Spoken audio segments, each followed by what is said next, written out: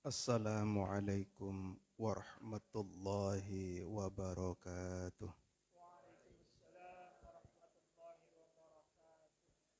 Alhamdulillahi rabbil alamin. Wassalatu wassalamu ala ashrafil anbiya wal mursalin wa ala alihi wa ashabihi ajmain, amma ba'du. Bapak-bapak, ibu-ibu serta adik-adik Jam'iyah Nahdlatul Ulama Wakil Cabang Kecamatan Blabatuh yang saya hormati,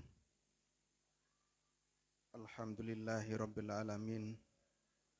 Pada malam ini kita dapat bertemu kembali dalam rangka ibadah kepada Allah Subhanahu wa taala, zikir kepada Allah Subhanahu wa taala, membaca Ratibul Hadad, dilanjutkan dengan pembacaan atau belajar membaca kitab Safinatun Najah. Mudah-mudahan langkah kita dicatat oleh Allah Subhanahu wa taala sebagai ibadah oleh Allah Subhanahu wa taala. Amin amin ya rabbal alamin. Alhamdulillahirabbil alamin. Semakin hari, semakin bulan, Jam'iyah kita semakin kompak. Kita lebih semangat lagi belajar atau talabul ilmi. Terbukti sekarang ibu-ibu juga ikut ngaji. Yang maksud dan tujuannya adalah kita lebih paham, kita tingkatkan amal ibadah kita dengan kita tambah dengan ilmu-ilmu fikih. Karena di dalam kitab Safinatun Najah ini banyak sekali pembahasan-pembahasan. Mulai tentang sesuci atau bersuci, atau tata cara ibadah yang wajib juga di sini dibahas. Alhamdulillahirabbil alamin. Pertemuan pada kali ini, kalau bulan yang lalu kita membahas tentang fasal maujibatul ghusli sittatun.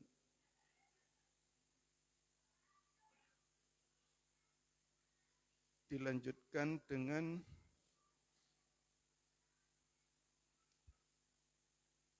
fasal berikutnya.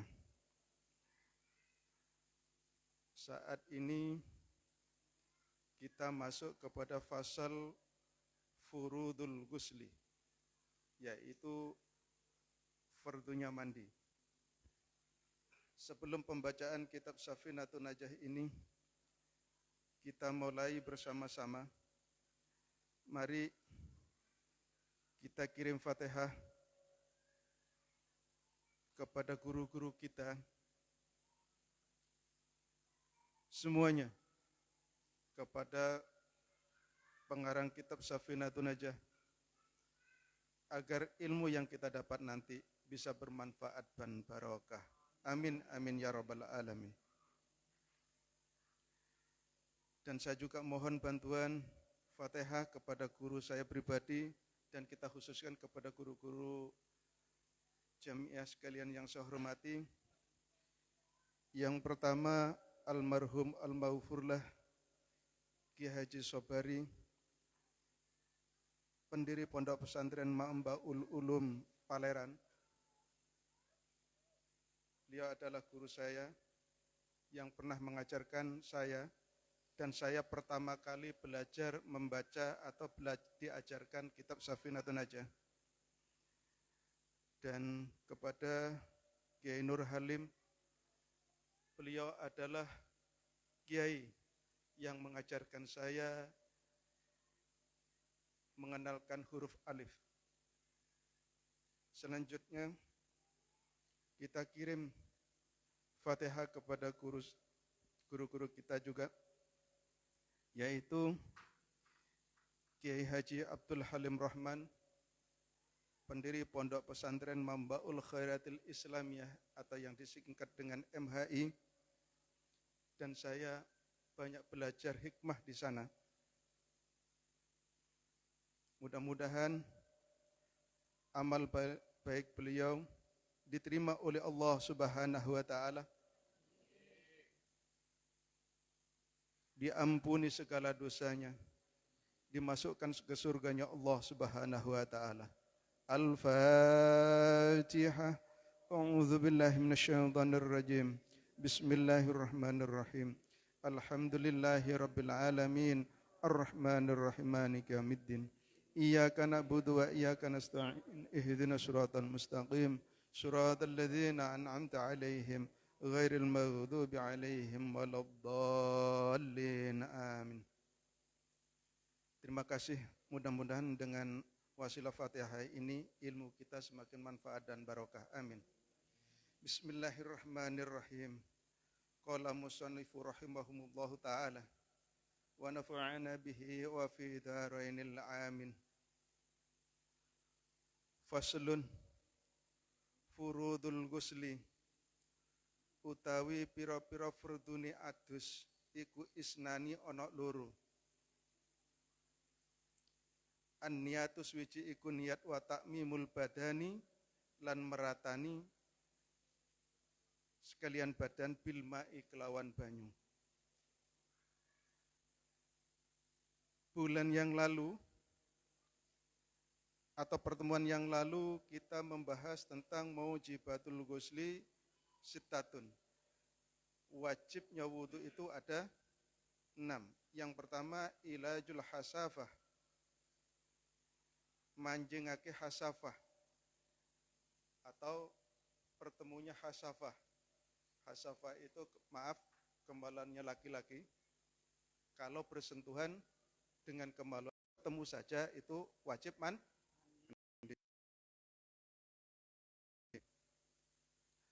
Wa khurujul mani, kemudian adalah yang wajib mandi lagi adalah ketika kita keluar mani atau habis keluar sperma. Kalau kita pernah keluar sperma atau anak-anak kita sudah pernah mengeluarkan sperma, baik laki-laki maupun perempuan, maka hukumnya wajib mandi.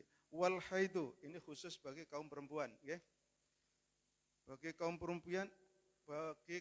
perempuan, ibu-ibu ini, kalau habis haid, maka kalau sudah selesai haidnya wajib mandi. Berapa banyaknya haid, berapa lamanya haid nanti akan kita bahas. Ini kita hanya bahas wajibnya mandi. Jadi poinnya kalau ibu-ibu ini atau anak ibu yang perempuan ini pernah haid, khusus untuk perempuan, selesai haidnya wajib mandi. Wan nifas, kemudian adalah nifas. Wal wiladatu, dan beranak, terus melahirkan. Kalau ibu-ibu, ini kalau bapak-bapak enggak ya, insya Allah enggak sampai melahirkan. Yang melahirkan ibu-ibu enggak. Kalau ibu-ibu habis melahirkan, selesai melahirkan, wajib paham enggak? Insya Allah mandi semua enggak? Mandi. Wal mautu, mati. Cuman bedanya kalau orang mati, yang mandi bukan yang mandiin, bukan yang mati, tapi yang hidup memandikan orang yang mati. Kalau ada orang mati, wajib hukumnya dimandiin. Paham nggih? Ada pertanyaan, ibu-ibu? Batan nggih? Kalau tidak ada pertanyaan, kita lanjut fasal berikutnya. Furudul ghusli. Kalau kemarin membahas, kalau yang tadi membahas tentang maujibatul ghusli, kalau yang ini fasal menerangkan tentang fardunya mandi. Faslun furudul ghusli isnani. Fardunya mandi itu ada dua. Yang pertama adalah niat. Saya niat mau mandi. Mandi apa? Mandi junub, mandi nifas, mandi wiladah, dan lain sebagainya. Pertama adalah niat. Fardunya adalah niat. Kemudian wa ta'mimul badani bil ma'i, meratakan air ke seluruh anggota badan. Fardunya wudu. Yang kedua adalah wa ta'mimul badani bil ma'i, meratakan air ke seluruh badan. Jadi ini sering, maaf ya, ibu-ibu tuh kalau habis nifas atau wiladah atau habis haid, mandi haid, kadang-kadang itu niat mandi tapi caranya masih kurang pas. Ngambil air 1 ember, yang penting niat mandi, disiram, kadang-kadang enggak rata. Termasuk sunnahnya adalah digosok, nggih Bu nggih? Nah, digosok, dibersihkan. Dan sesuatu yang menghalang itu juga harus dihilangkan. Terkecuali yang melekat, yang sulit, seperti tato. Enggak perlu, kalau memang masih bisa, ya kita hilangin. Tapi kalau memang akhirnya kalau tato itu mengakibatkan kita cedera atau sakit, maka enggak perlu dihilangkan. Nggih. Tapi ada beberapa pendapat yang kereng, nggih, yang keras, harus salai dhewe ditato, kan ngoten. Nggih. Tapi pendapat saya ringan, enggak usah. Karena kalau sampai luka dan merasa sakit, itu namanya dolim terhadap diri sendiri. Jadi enggak perlu. Okay? Yang gampang-gampang, dihilangkan. Kena cat. Cara menghilangkan kan gampang, digosok. Kok enggak bisa? Ya pakai thinner kan masih hilang. Terus disiram. Airnya harus rata ke seluruh badan. Okay?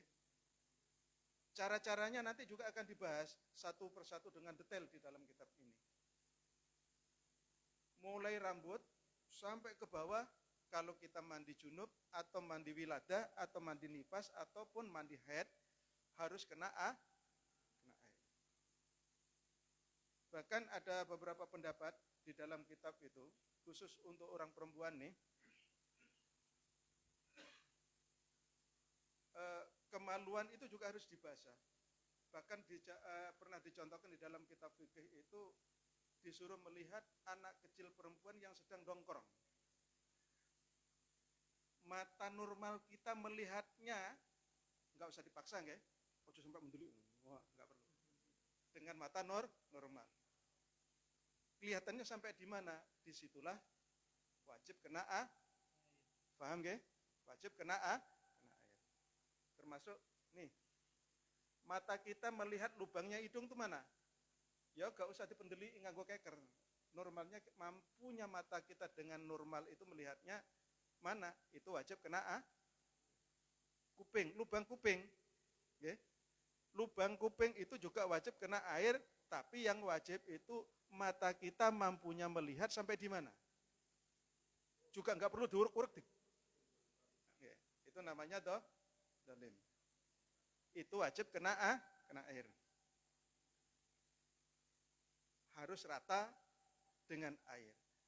Airnya apa? Airnya harus air suci yang bisa mensucikan. Kalau pakai air kelapa gimana? Itu kan suci. Diminum enak. Itu enggak boleh. Okay? Dengan air yang suci yang bisa mensucikan. Air apa? Air keran. Air sungai. Itu bisa untuk mandi. Okay? Bahkan bisa untuk wudu juga.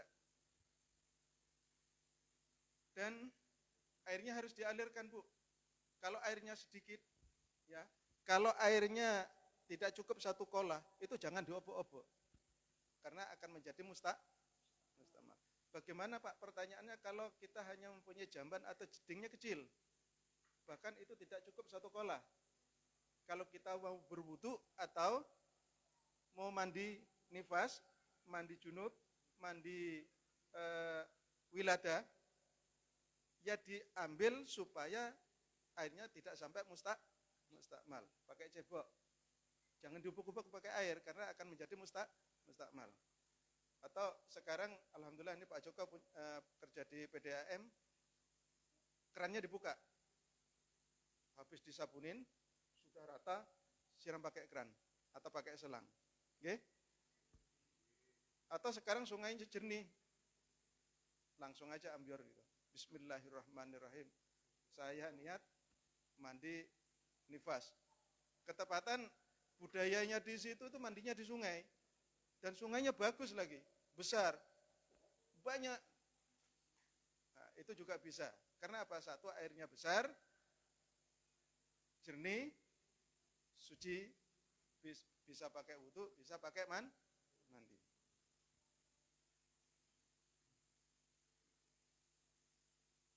Kalau air yang kurang dari 1 kolah, itu caranya airnya harus mengalir. Jangan sampai mustakmal. Bagaimana kalau kita mau berwudu, airnya hanya 1 ceret? Apakah bisa? Sepanjang air tadi belum mustakmal, atau belum dipakai atau digunakan untuk mencuci yang lain, atau tidak pernah tersentuh oleh apapun,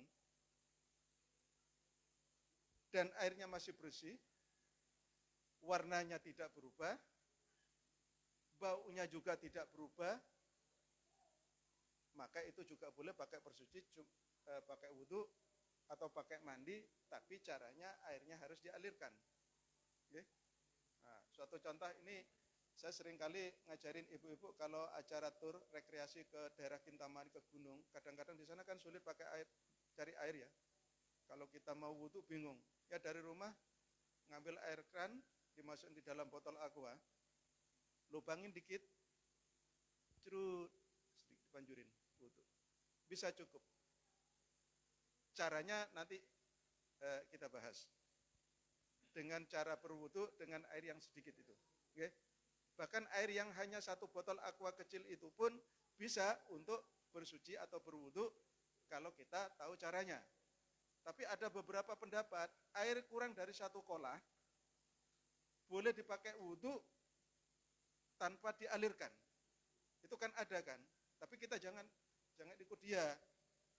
Kalau saya ngomong nggak boleh kalau airnya kurang dari 1 kolah. Oke? Paham nggih? Kita harus mengikuti air yang suci dan mensucikan, dan cukup 2 kolah boleh dicebok. Kalau kurang, airnya harus ngalir. Ada pertanyaan, ibu-ibu? Bapak, ada yang bertanya? Lanjut. Kalau nggak ada pertanyaan, kita lanjut pasal berikutnya. Bismillahirrahmanirrahim. Faslun utawi iku fasal suci surutul wudu'i, utawi piro-piro syarate wudu, iku asratun ono 10. Al-islamu suci iku Islam, wa tamyizu lan kudu pinter. Wan naqa'u lan suci, anil haidi saking had, wan nifasi lan saking nifas. Wa amma lan saking barang yang na'ukan bisa nyegah wusulal ma'i ing tumukane banyu ilal basarati temeka maring kulit. Wa alla yakuna lan yento ora ono ala utwin ing atase anggota apa ma barang bi ghairil ma'i kelawan liyane banyu. Wal ilmu lan kudu ngerti bi fardiyatihi kelawan pira-pira fardune wudu. Wa alla ya'taqidu lan yento ora oleh nekotake sira fardun ing fardu min furudihi saking pira-pira fardune wudu sunnatun ing sunnat. Wal ma'ulan banyu atau huru kang suci, wa dukhulul waqti lan kudu manjing waktu, wal mualati lan nuli-nuli lida imil hadasi kanggone wong kang langgeng hadasi. Fasal ini menerangkan tentang beberapa syaratnya wudu. Yang kemarin fardunya wudu, sekarang syaratnya wudu. Syaratnya wudu itu juga dibahas. Apa saja syaratnya wudu? Syaratnya wudu itu ada 10. Yang pertama adalah al-Islam. Harus Islam.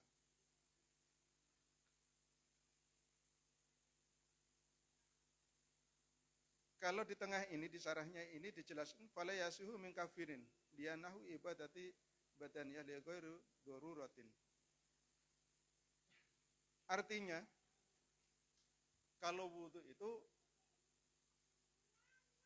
syaratnya harus orang Islam, yakni fala yasuhu min kafirin. Tidak sah wudunya orang-orang orang yang kafir itu tidak sah. Kalau ditanya boleh, ya bolehnya boleh, tapi tidak sah. Karena saya sendiri maaf nih, pernah ketika ada orang datang, orang kafir, orang non muslim, pertama, Pak, muka saya ini kaku, sakit. Bagaimana? Kalau saya pakai wudu, Pak. Kalau Bapak mau, pakai aja. Gimana caranya, Pak? Basuh mukanya 3 kali. Ya seperti orang wudu. Ya saya sebenarnya tujuannya untuk membasuh mukanya itu rutin minimal 1 hari 1 malam 5 kali. Insya Allah sembuh, Pak. Ini betul. Selama 3 bulan berturut-turut diamalkan, muka yang plek, yang hitam, bahkan dia malu kalau keluar. Mulus lagi. Oh, begitu ya Pak, hebatnya orang Islam.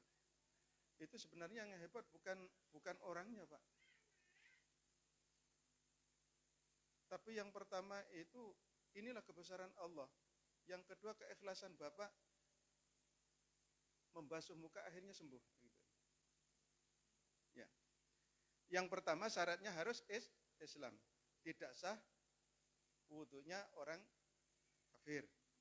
Ya. Kemudian selanjutnya watamyizu. Tamyiz. Artinya orang syaratnya wudu itu orangnya harus pinter. Maksudnya gimana sih? Watamyizu. Kok sulit ya? Kita sebagai orang Islam, kalau mau wudu juga termasuk kita harus pinter. Mungkin bapak-bapak bisa memberikan pendapat, definisi, atau yang dimaksud di dalam kitab fikih Safinatun Najah, tamyiz itu seperti apa sih? Pinter yang dimaksud oleh kitab fikih ini, oleh Safinatun Najah ini seperti apa? Apa yang dimaksud itu pinter, orangnya cerdas, dalam arti kata mempunyai ilmu dari segala macam ilmu, atau yang dimaksud pinter di sini dia tahu caranya wudu. Oke. Gitu. Oke. Yang lain mungkin bisa memberikan masukan lagi. Nanti kita simpul. Gitu ya, tamyiz. Artinya pintar paham semua syarat dan rukunnya wudu, gitu ya. Oke. Ya enggak apa-apa, Pak. Mungkin Ibu-ibu punya pendapat. Karena di sini juga di sarahnya ada, dibahas juga ini. Ibu-ibu yang pernah belajar kitab fikih atau Safinatun Najah ini, mungkin dulu guru pernah memberikan pengalaman atau keterangan yang berbeda. Boleh, Bu? Ini pun juga bisa pakai perbandingan juga, Bu ya. Pendapat Ibu dan pendapat saya, pendapat Bapak-bapak. Cari yang terbaik. Apa maksudnya tamyiz ini? Kalau di sarahnya itu at-tamyiz as-sani at-tamyizu fala yasihu wudu'a ghairi mumayyiz katalil majnunin wa majnun lima dzakar.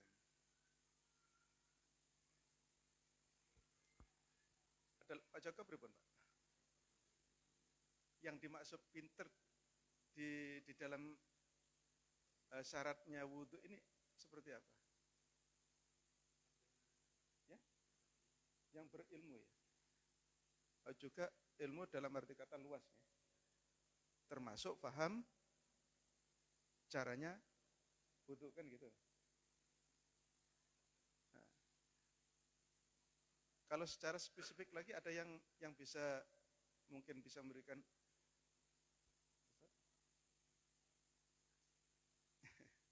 tamyiz, kutu pinter. Oke. Iya. Iya. Di sini memang dijelaskan kama jenunin. Wa majnun.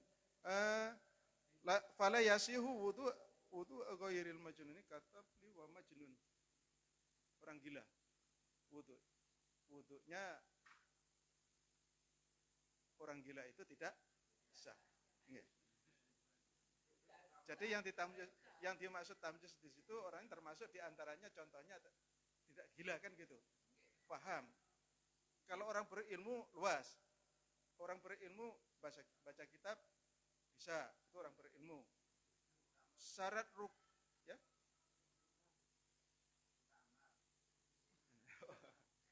Syarat rukunnya wudu dia paham. Itu yang dimaksud diantaranya tamyiz, orang yang berilmu itu. Kalau syarat rukunnya sudah paham, cara-cara wudu dia ngerti, caranya membasuh, bahkan airnya yang pernah kita bahas sudah dia juga paham, maka di situ masuk kategori tamyiz, pinter. Wan niqa'u anil haidi. Kemudian adalah syaratnya wudu adalah suci dari haid. Ya, ini kembali lagi khusus untuk ibu-ibu ini. Berlaku untuk ibu atau kaum perempuan. Kalau mau wudu, kalau kita habis haid, harus mandi haid dulu, baru wudu dan mengerjakan sholat. Jangan wudu dulu, terus sholat, habis gitu mandi. Ini dibalik namanya. Karena ini menjadi syaratnya, berarti kalau ibu-ibu haid atau nifas, mandi haid atau mandi nifas dulu, atau mandi wiladah dulu. Suci dari semuanya itu. Wan nifas. Dan suci dari nifas. Wa amma yamna'u wusulal ma'i ilal basarati wa alla yakuna. Kemudian adalah syaratnya tidak ada sesuatu yang menghalangi masuknya air ke dalam atau ke kulit manusia. Tadi sudah pernah kita bahas sesuatu yang menghalang-halangi masuknya air wudu ke kulit kita itu harus dibersihkan terlebih dahulu. Contoh, kalau kulit kita ada bedet, harus dibersihkan terlebih dahulu. Kalau tato tadi sudah kita bahas, insya Allah paham. Kalau usah disiksa badan kita, karena dulu masih mursal, semuanya ditato, muka-mukanya juga ditato. Jadi kalau mau wudu nggak perlu ini dihilangin, kan? Bukannya sembuh, bukannya bagus, tambah rusak mukanya, nggih. Hilal basar.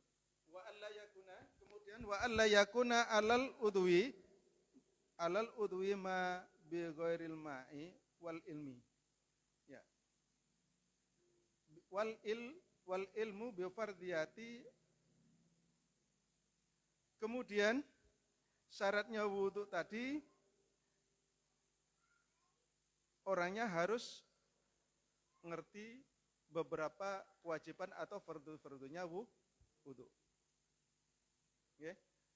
Oh, wudu itu kalau basuh muka gimana?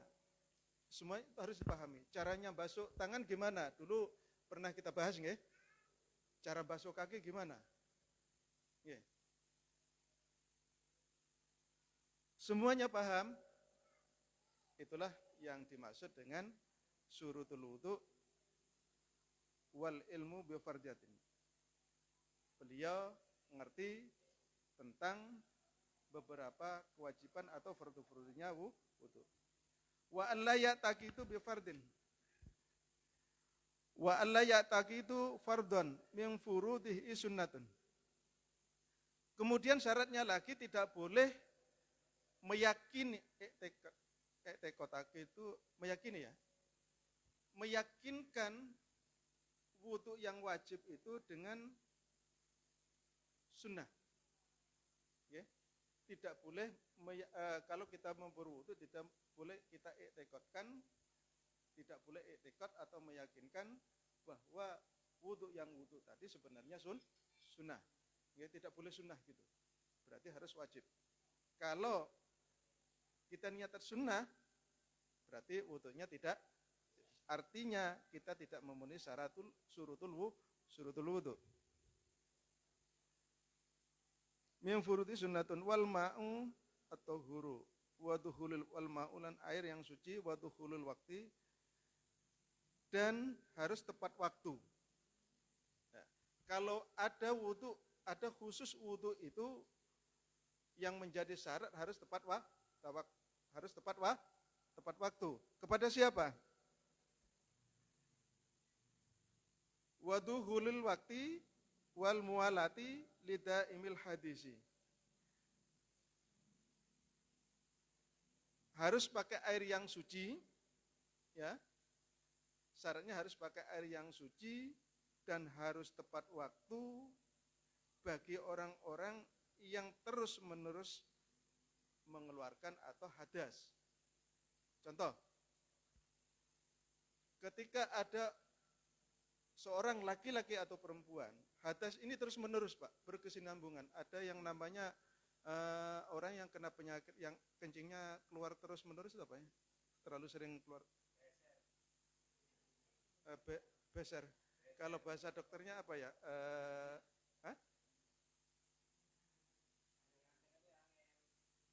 Jadi kalau hadas ini terus-menerus, baru kencing, dicuci, baru berdiri lagi keluar, kadang-kadang nggak terasa itu. Cercer. Cercer tapi terus-terus. Ya, cercer. Tapi terus-terusan ini menaun berbulan-bulan bahkan bertahun-tahun dia kondisinya seperti itu. Atau mungkin air besar. Setelah buang air besar yang banyak baru cebok, curut keluar lagi kotoran. Ketika mau sholat ya pakai pempes. Sekarang kan sudah canggih, pakai pempes. Laki maupun perempuan pakai pempes.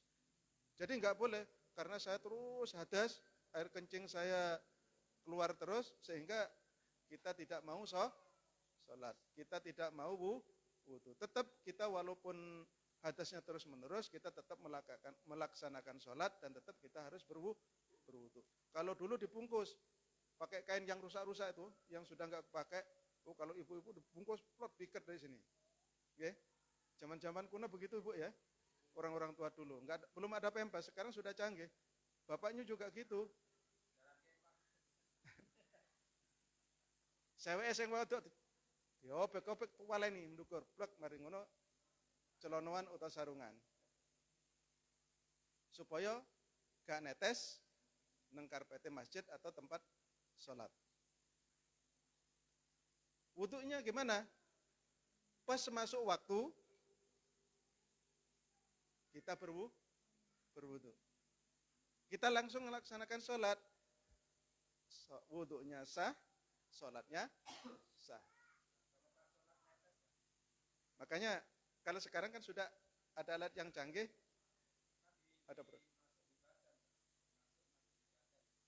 iya,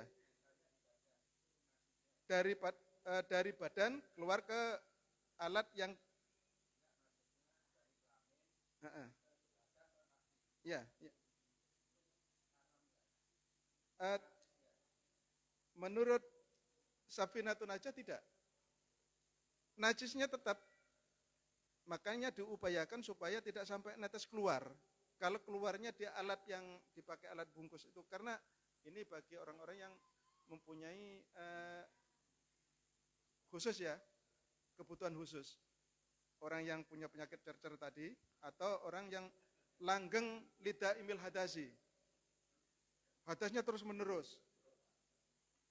Ya, kalau tadi saya contohkan keluar darah terus menerus atau keluar kotoran, keluar kencing terus menerus, nggak banyak sih, paling setengah gelas gitu, atau 1 sendok gitu. Tapi kalau diatasi dengan 1 bungkusan atau pakai pempes itu kan nggak sampai keluar. Insya Allah sholatnya tetap diterima oleh Allah Subhanahu Wa Taala. Nggih. Tapi kita yang normal, wah saya mau sholat pakai pempas. Nanti sama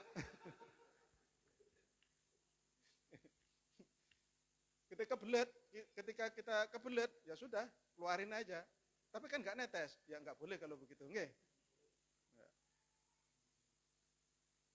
Tapi orang yang lidah imil hadasi ini nanti setelah itu diupayakan juga disucikan, nggih, disucikan. Tidak boleh juga alat pembungkusnya, apa ya istilahnya, pempes ya, subhanallah. Non sewu nggih, kok kram kula. Pempesnya aja sampai dinggo sampai 2 dino rek. Gak karu-karuan nih kok. Masya Allah. Kemudian